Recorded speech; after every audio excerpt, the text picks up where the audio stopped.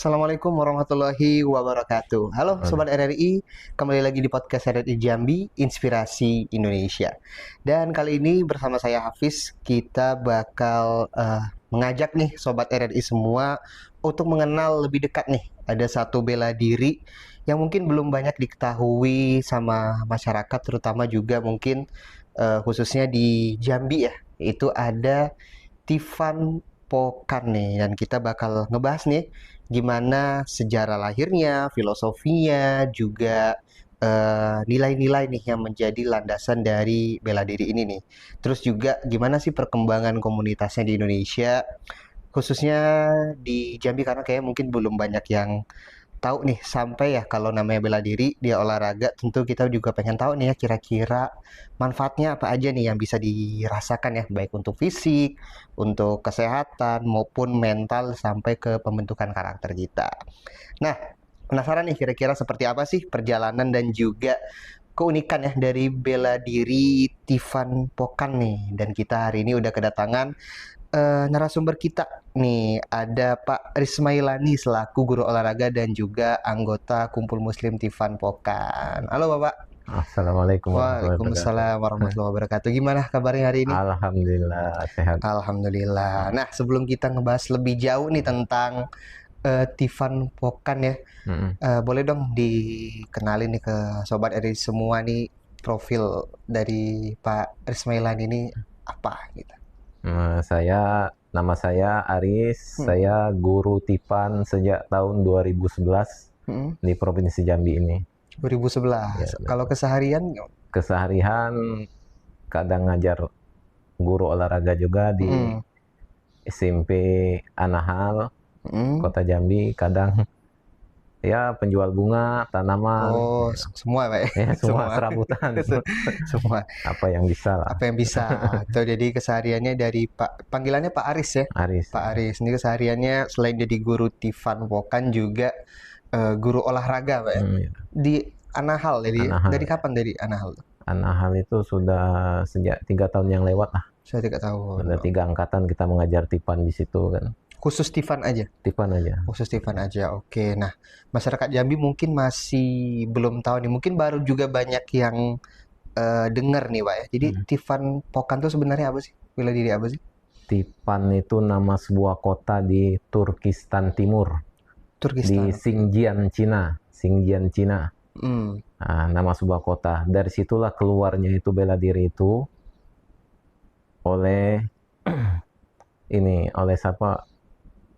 Dari orang-orang Turpan itu. Hmm. Dia itu bekas panglima perang yang pernah ikut perang Balkan. Hmm.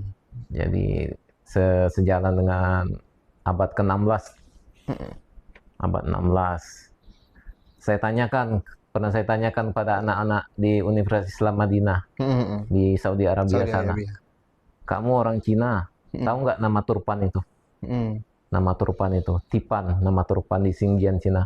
Kalau dulu kata anak-anak Muslim Cina sana, dia memang masuk Cina, Hmm. Turpan itu. Tapi kalau sekarang sudah masuk ke Rusia. Terus ya, Nah, oke. jadi terus perbatasan dari situ tuh, dari Tipan itu gabungan Solin Purba, tinju Hindustan, terus gulat salju, Hmm. campur-campur. Jadi bela diri itu lengkap gitu. Lengkap. Dia gabungan berarti ya. Gabungan ya. Berarti asalnya memang dari Dari Cina. Cina ya. Cina. Kepanjangan tangan kungfu atau gimana tuh berarti? Tifan Pokan itu Ya. artinya kepalan tangan bangsawan. Oke. Jadi hanya orang-orang bangsawan lah yang dulu yang bisa Dulu mempelajarinya. oh ada ini ya Iya. apa? Kalangan-kalangan tertentu berarti Iya, yang nggak berkembangnya semua. di bangsawan dulu ya. Pertama kali itu tahun berapa tuh berarti itu? Sejarahnya itu. Masuk ke Indonesia itu melalui Kerajaan Malaka. Oke, berarti pas udah Islam Ya. berkembang ya. Ya, Islam Indonesia belum ada, abad ke-16. Masih Nusantara tuh. Abad Ya. ke-16 namanya masih Nusantara, Nusantara, iya. tahun 1511. Mm-mm. Ketika itu Malaka itu direbut oleh orang-orang Portugis. Orang Portugis itu membawa kapal perang yang banyak itu, berbendera salib, merebut Malaka itu. Sultan Iskandar Shah ini kalah. Oke. Namanya perang kan ada menang, ada kalah. kalah. Nah, jadi yang minta bantuan lah sama Turki tadi kan, dikirimlah orang-orang Turki ke sana itu. Nah, Matunghu yang mengajarkan masyarakat itu agar kuat untuk berperang itu diterjemahkan oleh Narendra Abu Bakar dan Hang Nadim, kitab itu. Jadi masuk ke Indonesia itu abad 16 abad ya, ke-16.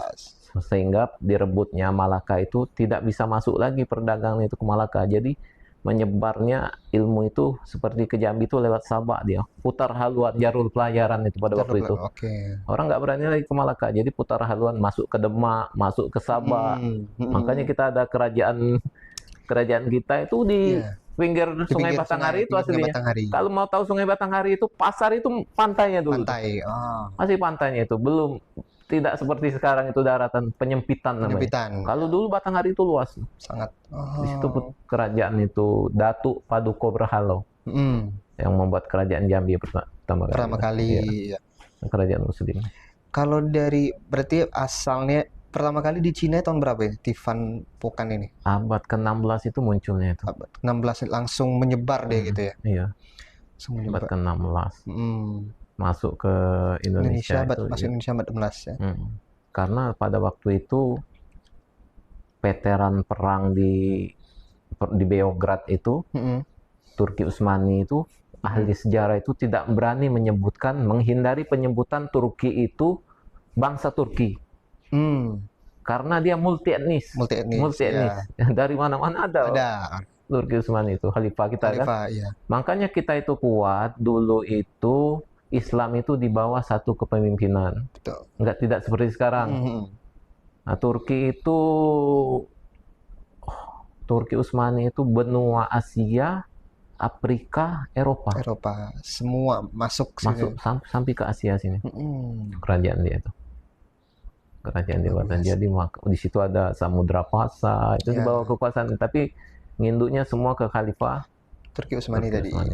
Ya, tahun 1500-an tuh ya. 1511 dan pertama kali masuk Indonesia dari kerajaan Malaka. Terus bisa masuk ke Jambi akhirnya gimana tuh? Jadi dia ini lewat Kesultanan Cirebon. Jauh lagi muternya? Cirebon. Ya muter karena pada waktu itu ditutup. Ditutup jalur pelayaran Malaka itu dikuasai orang Portugis. Masuk dirampas. Masuk dirampas. Jadi orang menyebar ke Demak, ke Patahila. Kalau kita ini jalurnya jalur Cirebon. Jalur Cirebon masuk ke kerajaan Cirebon. Kemudian ke Bandung. Di Bandung itu Ustadz Ahmad Mersedek namanya. Gelarnya saya nggak tahu tuh, dia ahli kesehatan juga, dia dokter di dunia Islam. Dia itu yang menyebarkan, dia belajar dari kakeknya. Sampai ke kita itu dari Bandung. Dari Bandung anak-anak Bandung menyebarkannya ke Jambi tahun 2011. Tahun 2011 mereka belajar mengajarkan di sini. Tivan Pokan itu ada guru kita itu entah di mana sekarang, sudah nggak tahu lah kabarnya. Kemudian saya mendalami lagi tuh ke Lembang di Bandung. Saya mendalami lagi ke Lembang karena di situ pusat perkumpulan Tivan itu yang paling banyak di Lembang. Guru besarnya masih ada di situ. Bela diri itu kan kayak satu, misalkan kalau karate kan identik dengan tangan, kan kalau taekwondo dengan kaki gitu. Nah, yang ngebedain Tivan Pokan dengan bela diri lain apa sih? Yang membedakan, yang menjadi ciri khas gitu? Gerakan-gerakannya atau apa gitu? Gerakan-gerakannya itu serumpun dengan kumpu solid, gulat salju, gulat di Balkan situ seperti Dagestan itu kan. Kemudian tinju-tinju Hindustan. Ya, itu aja. Itu aja sih. Oh, berarti dia mix ya, bisa kaki, bisa rapatan, bisa renggang, bisa gulat. Berarti memang seluruh maksudnya anggota tubuh kita ya bergerak ya. Oke. Nah, kalau Pak Aris sendiri mempelajari kapan nih? Pertama kali kenal Tivan Pokan ini kapan? 2011 saya belajar di Jambi. Ada salah satu ustadz yang mengajarkan pada saya itu sampai ke tingkat 3. Kemudian 2013 akhir saya ke Lembang. Saya ke Bandung, langsung ke Lembang. belajar sama Ustadz Marfudin namanya itu. Oke. Ustadz Pupu, semoga Allah memberikan kesehatan padanya. Nah, terus kemudian saya balik ngajarlah saya di Jambi, di Palembang itu. Nggak banyak sih orang-orangnya. Namanya bela diri kan, masuk keluar. Iya. Nggak bisa konsisten ya. Nggak bisa konsisten. Apalagi sekarang yang hobi merokok tuh kan nggak kuat mereka. Pasti. Ya. Berarti memang lebih keras latihan atau gimana tuh? Nggak keras sih, kalau di tingkat-tingkat awal tuh nggak keras. Cuman senamnya itu kan senam pernapasan. Dari mulai senam kepala, senam bahu, senam pinggang, senam perut, senam kaki, mengolah nafas semua gitu. Di semua ya? Iya, semua. Nah, kalau di Jambi sendiri sekarang sebesar apa gitu perkembangannya? Jambi itu Tivan Pokan. alhamdulillah. Berarti bisa dibilang masih terhitung baru nih ya? Kan 2011 ya? Iya, 2000 lah, baru 15 tahun. 15 tahun. Sekarang gimana tuh perkembangannya di Jambi? Kalau di Jambi alhamdulillah sekarang sudah ada ini apa namanya? Yayasan sendiri. Sudah anak-anak yang belajar Tivan di tingkat 1 itu sudah banyak, sudah ratusan lah. Masalahnya setiap tahun itu kan paling kurang yang belajar tuh 50 kan. Orang sudah banyak lah. Saya bilang kalau mereka yang mau belajar ya belajar aja lagi. Kalau enggak kesibukan sekolah ya sudah diulang-ulang aja di rumah. Yang bisa senam aja alhamdulillah sehat gitu kan. Ya betul, sehat. Karena saya sendiri pun juga baru dengar juga, nggak pernah dengar juga ada kayak, kalau mungkin basically kayak taekwondo, karate kan kita udah sering dengar tuh ada kejuaraannya segala macam. Tivan Pokan sendiri ada nggak sih yang gitu-gitu kejuaraannya atau apa gitu? Paling belum ada, soalnya Tivan ini masuk ke sini enggak, masuk ke silat juga susah, masuk ke MMA juga susah. Jadi kalau yang mau berprestasi itu numpang kadang-kadang anak-anak di Jawa Barat itu. Numpang masuk ke MMA, numpang masuk ke silat. Kenapa? Maksudnya belum ada dia bikin kejuaraan sendiri, kenapa gitu?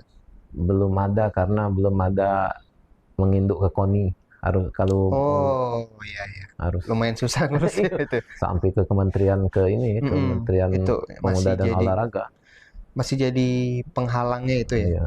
Berarti kalau misalkan dia mempelajari pertama Tivan Pokan ini, mau ke bela diri lain sulit atau gimana tuh? Enggak. Gampang sebenarnya. Karena sudah kita buka semua seluruh urat-urat sendi-sendinya itu di seluruh tubuhnya itu, dari mulai kita pakai senam kepala, senam bahu, senam pinggang, senam perut, senam kaki itu kan kita buka semua itu. Dia mau mempelajari silat, mau mempelajari karate, mau mempelajari taekwondo, kita sudah buka jalur-jalur uratnya itu. Sehingga dia mau belajar apa aja sudah siap gitu. Udah bisa. Nah, terus akhirnya begitu kan, sempat tadi Bapak ke Lembang, terus balik lagi ke Jambi, ngembangin atau ngenalin ke masyarakatnya gimana tuh? Supaya orang tahu ada bela diri namanya Tivan Pokan nih gitu. Paling di Instagram ya, Instagram nggak pula banyak kan, paling sedikit-sedikit aja lah. Ada lah gitu di Jambi itu kan. Awal-awal gimana tuh? Maksudnya respon masyarakat? Respon masyarakat ya nggak tahu, mereka itu kalau sudah ikut biasanya mereka itu rutin. Paling kalau orang-orang tua itu senam kesehatannya aja. Ambil senamnya itu ya. Terus ada ini nggak? Ada kegiatan rutinnya nggak? Ada kegiatan rutin itu setiap tahun sekali, itu namanya silaturahmi bersama. Untuk menyatukan semua perguruan yang ada di Indonesia itu. Seperti kemarin itu Silat Ber 2 itu diadakan di Puncak Pinus di Bogor. Tanggal 4-5 Juli kemarin itu. Nah, kumpul semua situ dari semua perguruan kan. Ada pembicaraan arahnya mau ke olahraga prestasi. Ada ke depannya itu, memang ada situ. Itulah gunanya kumpul kan. Jadi kalau misalkan mereka ini ada yang pengen ikut kejuaraan tuh gimana, Didi? Karena kan belum ada khusus memang, bener kan? Kalau kemarin anak-anak di Garut itu mereka masuk ke MMA. Masuk ke MMA, menang. Juara satu. Karena kan MMA juga secara basic main semua ya? Main semua kan? Iya, jadi diarahkan anak-anak itu sendiri milih atau dari gurunya mengarahkan? Gurunya mengarahkan. Kamu kalau nanti cita-citanya pengen mau masuk tentara, mau masuk apa, kamu harus sering tanding, harus ada prestasi. Gimana caranya? Yang nginduk dulu lah ke MMA, masuk ke sana. Kalau ini kan di Jambi, kalau di Indonesia sendiri gitu, mau di luar Jambi gimana perkembangan event Kalau Pokan ini? di Jakarta pesat ya, Pesat pesat. ya? Jakarta pesat di Mm-mm. Pulau Jawa, di Depok, pokoknya Jakarta, di Dari, Bandung, mm, Cirebon, di Solo, di Pulau Jawa pesat. Pondok-pondok pesantren pondok. Oh, sudah menjadi, rata-rata berarti yang ada mempelajari ini tuh memang benar-benar kayak ya pondok pesantren iya, gitu ya, karena dia madrasah-madrasah gitu. karena dia bela diri Muslim tadi kan. Nah, Mm, ya, mm. orang Di Jambi udah ada berapa perguruan berarti, Pak? Jambi ini dua perguruan, Surulkan sama Tipan Kataba. Di tempatnya di mana tuh? Kalau Tipan Kataba itu Mm, pusatnya di Simpang Rimbo, itu kantor mm, perwakilannya. mm. Kalau yang di Surulkan itu dulu di Telanai, di Golok.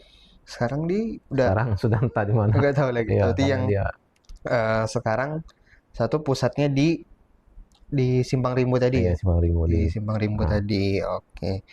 Nah, kalau yang kita lihat sekarang juga Pak ya, mm-mm, di zaman yang makin berkembang ini mm-mm, ya, kan mungkin banyak sering kita lihat kan kasus-kasus di internet tuh, banyak kasus pembulian terhadap mm-mm, anak segala macam, perundungan gitu-gitu lah ya. mm-mm, Banyak juga yang karena akhirnya mereka depresi, bunuh diri dan segala macam. mm. Kalau Pak Aris sendiri ngelihat zaman sekarang, berarti penting banget ya kita mempelajari bela diri gitu ya. Penting sekali, Penting. karena di bela diri itu kita Mm. dilatih namanya kecerdasan emosional. Ya.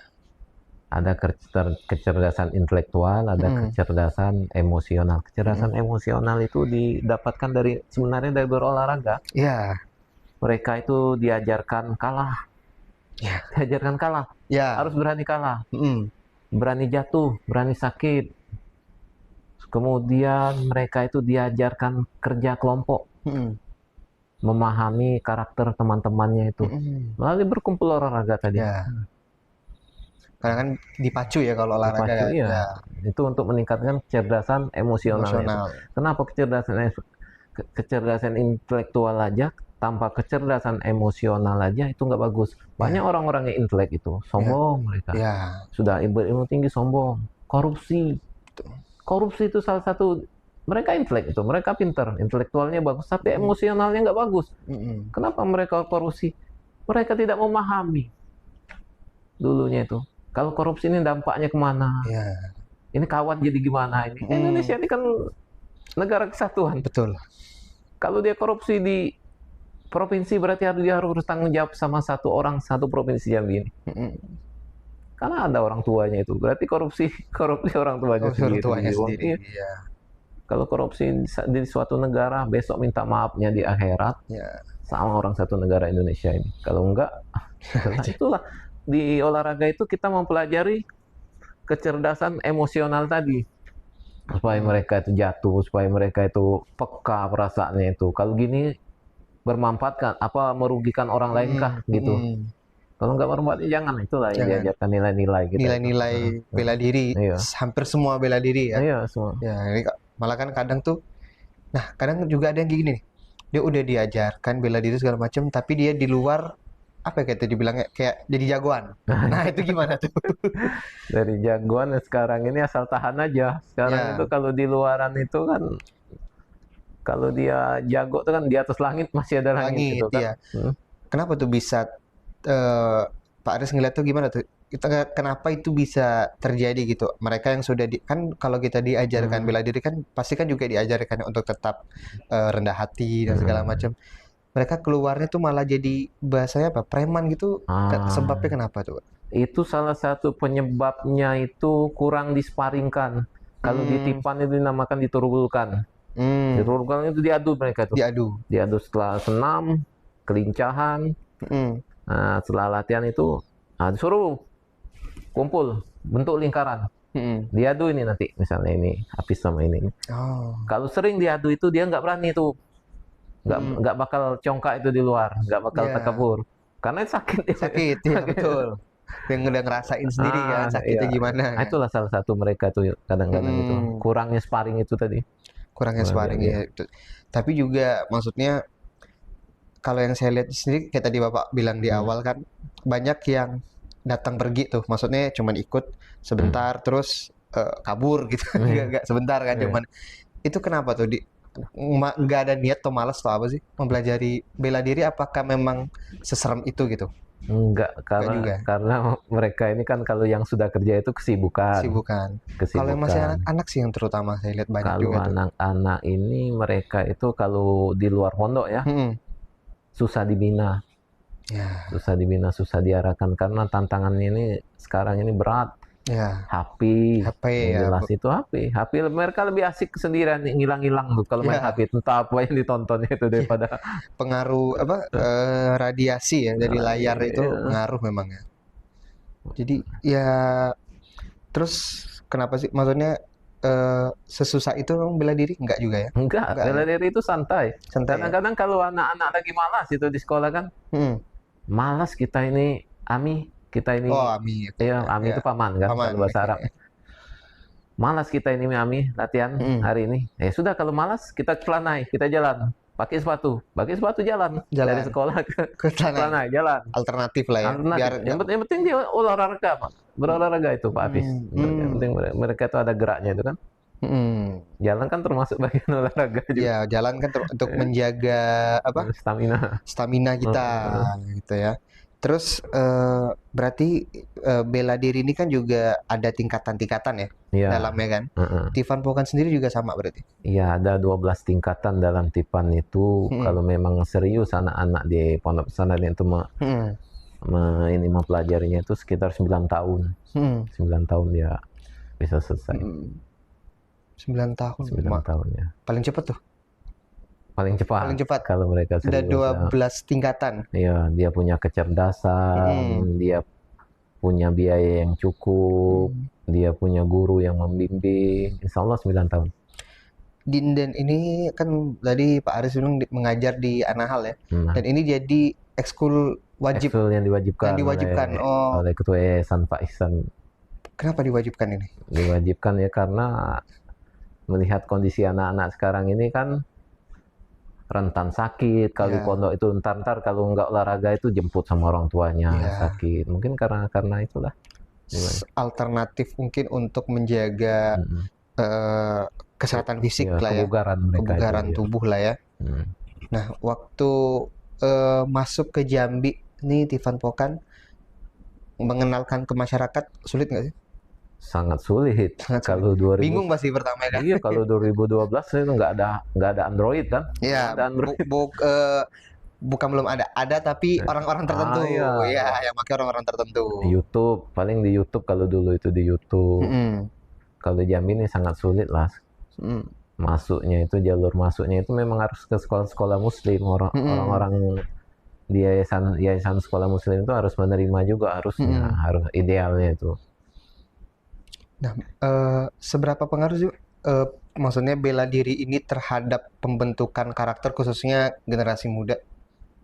Sangat pengaruh gak?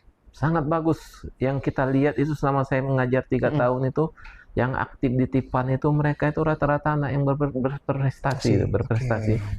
Mereka itu setelah di Anahal itu bisa masuk kemana gitu kan.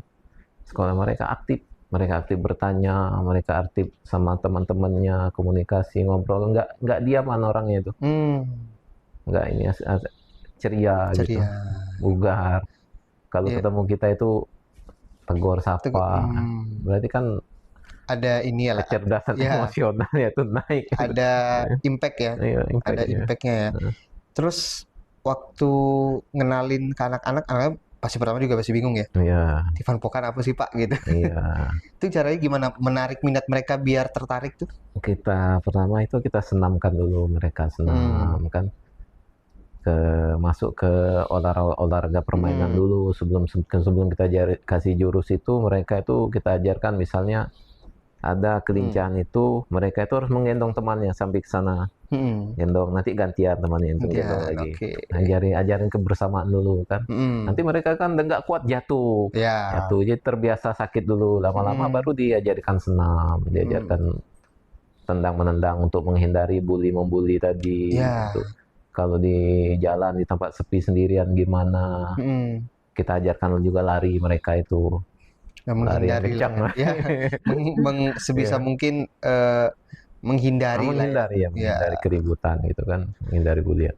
ya. Jadi mungkin masih banyak juga nih Pak ya, orang-orang yang punya anak nggak ada kadang tuh beberapa orang tua gini dia nggak mau masukin anaknya ke bela diri, ah nanti anak aku Mm. takutnya jadi preman atau apa, stigma gitu masih ada sih Pak. Ada sih, Masih ada ya. tapi dia rugi sendiri. Rugi sendiri. Di Cina itu sekarang itu sejak mulai Bapak buka di internet lah, di YouTube, di Mm-mm. IG, sejak mulai usia dini itu diajarkan 3 jam sehari olahraga. Oke. Karena mereka paham itu sudah diteliti itu anak-anak yang Mm-mm. olahraga ini rata-rata anak-anak yang berprestasi Mm-mm. dibandingkan dengan anak-anak yang tidak berolahraga. Makanya di Cina itu sekarang gencar wajib 3 jam satu hari olahraga. Mm. Di sekolah ya, Dari mulai usia dini. dari Iya. sebelum sekolah. Dari mulai sekolah dini. Oh, Kalau kita di sini TK lah. TK. Oke. Dari mulai TK itu harus jemur dulu mereka itu tiap pagi itu. Hmm. Minimal kalau anak-anak TK itu 1 jam jemurnya itu. Main-main di luar ruangan. Harus ada inilah apa, gerak badan ya. Gerak badan ya kan. Luar biasa berarti. Kira-kira bisa nggak itu diterapkan di kita? Di Indonesia. Ya, kalau menurut Pak Aris sendiri bisa nggak kira-kira? Atau di Anal sendiri mungkin sudah diterapkan nggak tuh? Sudah diterapkan sama ketua yayasan. Sudah Ini ya? anak-anak dijemur. Setiap pagi itu berarti? Hari Ahad itu saja ketemunya saya itu harus latihan di tempat terbuka yang panas. Biasakan berjemur gitu kan. Karena kan kalau di pondok itu kan Ya, nah, mereka banyak apa aktivitas di dalam dalam ya. ruangan. Berarti di hari Ahad itu berapa jam tuh latihan? 2 jam anak-anak yang akhwat, yang perempuan 2 jam, yang laki-laki 2 jam. Oh sama ya, nggak Sama ada 2 jam ini. ya. Berarti pemanasan dulu terus Senam, tahapan-tahapan latihannya kelincahan, apa aja tuh? senam, kemudian kenlah kelincahan, lompat harimau, ngerol ke depan, ngerol ke belakang, salto ke depan, salto ke belakang. Kemudian kita ajarin jurus, kita ajarkan jurus-jurus, cara menendang, cara memukul, yang sederhana-sederhana aja kan. Sederhana aja. Kemudian ya penutupan kita kasih nasihat-nasihat sedikit untuk bakti sama orang tua misalnya, untuk mentauhidkan Allah, sholat 5 waktu di awal, belajar yang tekun gitu. Pernah nggak ada kedapatan yang jadi preman di luar? Nggak ada ya? Nggak ada. Sejauh ini alhamdulillah nggak ada ya. Iya, nggak ada. Karena selalu diberi nasihat tadi ya. Alhamdulillah ya. Kalau misalkan andai-andai ada yang ketahuan tuh gimana tuh? Ada konsekuensi nggak? Kalau di sini belum ada. Belum ada. Tapi kalau di Jawa sudah ada. Oh ada. Gimana tuh? Ada yang jadi backingin siapa gitu, backingin siapa gitu. Tapi kan kerjaan juga, karena kerjaan itu susah kan. Backingin siapa, backingin. Berarti udah, kalau di Sumatera sendiri baru di Jambi aja atau di provinsi lain juga sudah ini? Sebenarnya di Medan ada ya, di Medan, di Palembang, di Jambi yang kedengarannya di Medan. Di STAI Medan itu dulu pernah latihan juga. Karena mereka ini hilang-hilang timbul. Seperti saya dulu pernah juga ngajar di UNJA, Fakultas Ekonomi. Ngajar ini? Pernah ngajar di UNJA. Pada waktu itu aktif. Tahun berapa tuh? Mahasiswanya itu sekitar tahun 2012-2013. Aktif kan mahasiswanya. Oh berarti sempat ada ekskul itu ya? Di UNJA ya? Bukan ekskul. Apa ya namanya? Senat mahasiswa, ketua mahasiswanya itu, mereka itu hobi olahraga, mereka itu panggil kita, kita ngajar ke sana itu, malam-malam kita latihan di situ. Malam, anak-anaknya itu aktif. Kalau yang sekarang nggak tahu nih aktif apa enggak. Berapa lama ngajar di sana, Pak? Di UNJA sana? Berganti-gantian sih, gurunya berganti-gantian. Saya itu hampir setahun juga lah. Tapi nggak nerus tuh sampai sekarang, gimana kurang aktif. Anak-anak sekarang kan beda lagi generasinya nih. Generasi apa disebutnya? Apa generasi gadget kalau gadget. Iya, generasi, karena memang gadget tuh kan sekarang jadi apa ya, nggak bisa lepas ya dari kehidupan kita. Memang kita juga memerlukan, tapi banyak juga ketergantungan gitu. Dan mungkin di tempat Bapak ngajar di Anahal, Tivan Pokan ini bisa jadi alternatif supaya mereka lepas ya, lepas dari gadget lah ya. Di Anahal sendiri udah berapa tahun yang diterapin Tivan Pokan ya? Kalau saya baru 3 tahun, cuman dia itu sejak sudah lama di Anahal itu. hampir sekitar 7-8 tahunan mereka itu Berarti belajar Tipan. udah berapa kali pergantian Iya, pengajar lah ya. iya. Bapak sudah 3 tahun nih. Mm-mm. Ada kesulitan nggak ngajar mereka-mereka ini, masih Ke- sekolah ini? Kesulitannya kalau anak laki-laki tuh Oh, oke. ngumpulinnya itu susah itu. Sulit ngumpulinnya maksudnya gimana? Mereka itu malas berolahraga aslinya itu. Padahal kan laki-laki harusnya kan seneng ya Iya, olahraga iya. ya. Malah yang akhwatnya itu yang semangat. Dari tahun ke tahun itu yang perempuan yang semangat. Selalu semangat. Iya, yang laki-lakinya agak susah mereka. Kenapa? Susahnya kenapa tuh? Malas, selain malas lah gitu. Pasti ada penyebab lain kan. Iya, mereka itu susah diatur, itu pengen bebas. Zamannya tuh pengen main, nggak mau yang ada ikatan gitu kan. Oke. Padahal kita cuma ngajak mereka itu paling sejam 2 jam lah itu. Iya, Tapi mereka nggak mau, mereka kurang lah. Bukan nggak mau, kalau lagi moodnya mau mereka. mau. Tapi kalau lagi malas ya. Kalau sudah malas ya sudah, kita jalan kaki aja ke Telanai gitu. Jalan kaki. Hukuman lah ya mungkin ya. Semangat mereka malah keluar pondok kalau anak pondok, Pak. Oh, ya Dikekang karena dari dikurung pondok. terus kan. Jadi pengen ngelihat Iya. dunia luar ya. Senang banget mereka tuh. Ya mungkin masyarakat mungkin pasti pengen ngeliat lah ya nanti apa bisa diperagain ya gerakannya. Bisa, insyaallah ya. Bisa dicontohin Pak ya gerakannya ya. Coba dicontohin nih.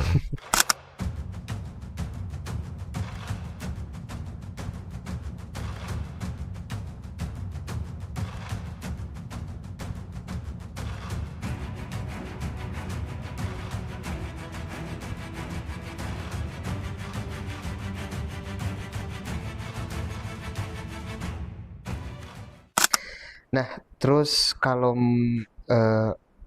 misalkan nih ada masyarakat yang pengen bergabung, gimana tuh? Nah, di kita itu ada Instagram, nanti di DM aja.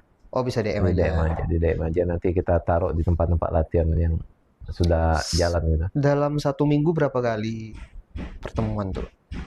Kalau ini 1 kali pertemuan biasanya. Cuma 1 kali? Iya. Kalau untuk orang-orang yang kerja. Oh, kalau yang masih sekolah anak-anak?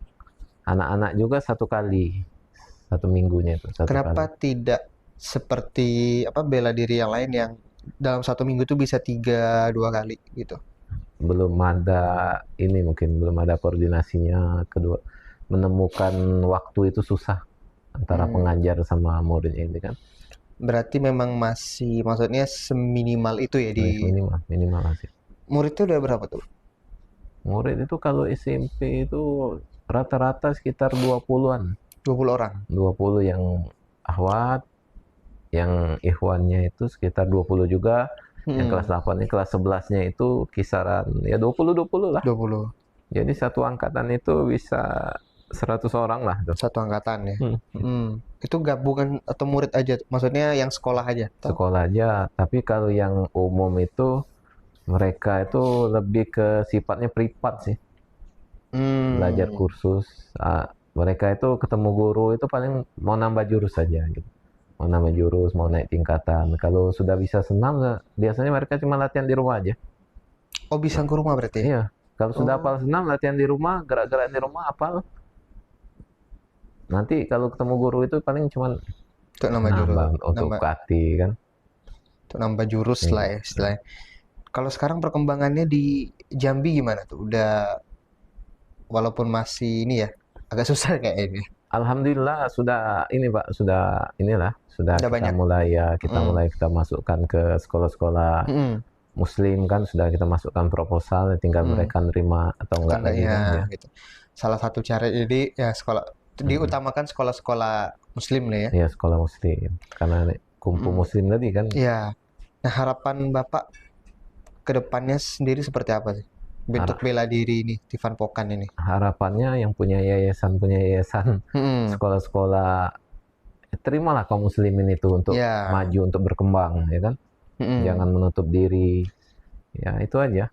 Terima. Kalau ada proposal masuk, terima. Kan aja. Pengennya seberkembang apa Bapak pengen Tivan Pokan di Jambi ini? Ya, berkembang lah. Karena ini kan olahraga wakaf. Ya, kita nggak tahu ke depannya gimana. Dulu kita tahu Spanyol itu kan kalau kita tahu Andalus semuanya Andalus. Muslim, Semua Spanyol Muslim, itu betul, betul, semua betul, betul. Muslim 100% Muslim. Sekarang coba, Ya, udah nyampur sih sekarang. siapa yang tahu? Iya, udah Siapa nyampur yang semua tahu? sekarang kan. Diusirin semua orang Muslim itu dari situ tuh, dari Spanyol itu. Ya, Tahu Pak Apis Rumania? Rumania itu negara Rumania, Andalusnya Andalus. Balkan. Tahu.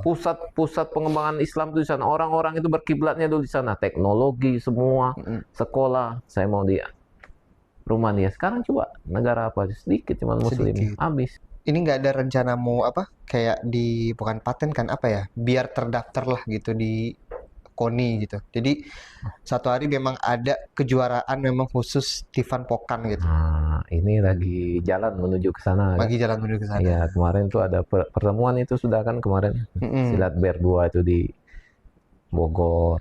Itu kita ada perwakilan dari Jambi 5 orang, perwakilan dari setiap provinsi itu ada. Kalau di negara-negara lain gimana perkembangan? Di negara lain itu saya ini yang jalurnya saya dapat dari Matunghu ya. Negara-negara lain mungkin di Indonesia aja beberapa jalur. Yang saya ini dapat dari Melaka. Ini jalur kita ini jalur Melaka. Ada yang jalur Samudra Pasai. Beda-beda berarti. Beda-beda jalurnya, beda-beda gurunya. Ada perbedaan ini enggak? Sama. Kita tahu kan? itu tahu itu bela diri ini. Cuman namanya yang berubah. Namanya jadi silat ini. Aslinya itu tetap sama lah ya. Tetap sama. Kalau di negara-negara di luar selain kita, Thailand yang berkembang. Thailand, Kamboja, Vietnam, kan masuk lewat situ tuh. Jalur sutra namanya. Jalur sutra ya. Jalur sutra. Kalau dari kita dari Malaka. Malaka dari Demak, Banten. Yang dari Pasai ke Imam Bonjol, Muko itu lain lagi jalurnya. Yang dari Palembang lain lagi jalurnya. Tapi itu tahu kita itu kalau ini. Mereka juga pegang kitab seperti ini. Sama ya? Iya, sama kitabnya. Nah, ada ini nggak sih? Ada pesan nggak nih buat generasi muda, terkhususnya generasi muda yang masih di usia sekolah, yang masih remaja lah. Terutama kan kalau kita bilang kan darahnya masih darah muda ya, masih panas, ya kan? Dia masih apa sih tahap pencarian jati diri lah ya gitu. Ada pesan nggak nih biar mereka tuh mau olahraga dan juga tentunya mempelajari bela diri gitu. Iya, untuk anak-anak yang muda yang masih sekolah, ya rajinlah keluar rumah, jangan di kamar terus. Jangan rajin keluar rumah, cari perkumpulan olahraga, ya kan? Apapun itu ya. Bergaul dengan orang-orang yang baik gitu. Jangan salah gaul, yang nongkrongnya di jalan, nongkrong minum-minum, ngerokok, itu nggak bagus. Lebih perkumpulan olahraga apa aja. Mau bulu tangkis, poli, yang penting olahraga. Anak Indonesia itu yang penting olahraga. Jangan malas, jangan vakum di rumah gitu. Apalagi ini. Banyak ya generasi mager kalau kata orang sekarang ya. Jadi sangat penting ya olahraga. Penting untuk kita ke depannya juga. Terus pesan untuk mereka nih yang mau memulai bela diri nih, mau belajar bela diri harus apa nih?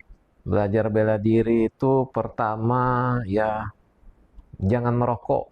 Merokok. Sekarang kan banyak anak-anak SMP itu kecil-kecil sudah merokok.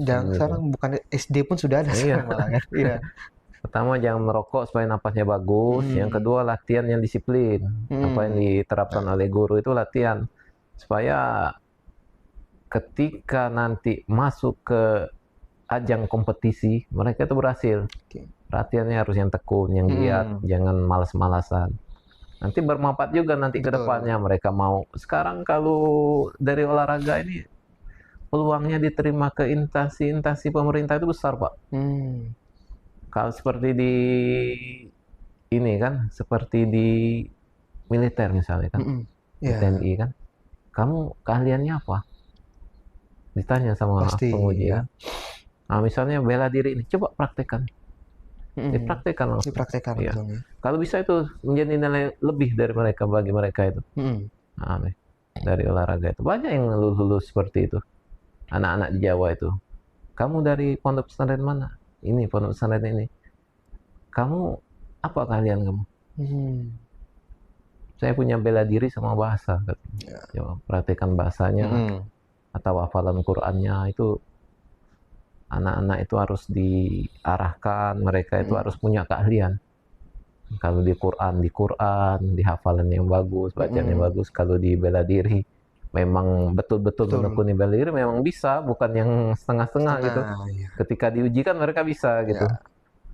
Kalau mereka di organisasi seperti mereka memang masuknya paskibraka, masuknya apa, memang di tingkat nasional sampai, jangan sampai di Jambi aja, memang prestasi. Jadi memang harus berani kumpul lah sama orang-orang baik. Supaya nular kebaikannya itu. Dapat nular kebaikan. Dapat ya itu pesan dari Pak Aris ya buat generasi muda sekarang nih. Jadi jangan males ya, jangan mager, jangan diam aja di kamar, olahraga dan juga kumpul bareng orang-orang baik, Pak ya. Nah, kedepannya sendiri nih Tivan Pokan ada agenda nggak? Dalam waktu dekat ini mungkin. Kalau waktu dekat ini paling saya mengajar itu di Palembang, di pondok pesantren ya. Pondok pesantren. Ya, itu mau mereka itu UKT, ujian kenaikan tingkat. Oke. Itu setiap berapa ini sekali UKT ini? UKT itu setiap tahun sekali mereka minta. 1 tahun sekali? Iya, cuma kadang-kadang waktu kita nggak ada kan. Oh iya. Jadi dalam waktu dekat ini mau ke Palembang untuk nguji ya? Iya, nguji yang di Palembang. Kalau di Jambi sendiri kapan tuh? Atau di udah Jambi nih? itu sudah kemarin sudah dikeluarkan ijazahnya anak-anak. Oke nih, terima kasih nih Pak Aris ya atas waktunya udah mampir ke podcast kita nih. Kita hari ini satu ilmu baru ya, bela diri Tivan Pokan. Semoga dari sini juga masyarakat jadi banyak yang tahu tentang Tivan Pokan dan siapa tahu juga tertarik. Nah, moga-moga semakin berkembang ya olahraga Tivan Pokan. Amin. Ya, itu dia tadi kita udah ngobrol lah bareng Pak Aris tentang olahraga Tivan Pokan. Terima kasih udah mampir. Pak, nanti semoga kita bisa insya Allah ketemu lagi ya di lain waktu, di lain kesempatan. Dan juga aku Hafiz pamit undur diri sampai bertemu di podcast RRI Jambi selanjutnya.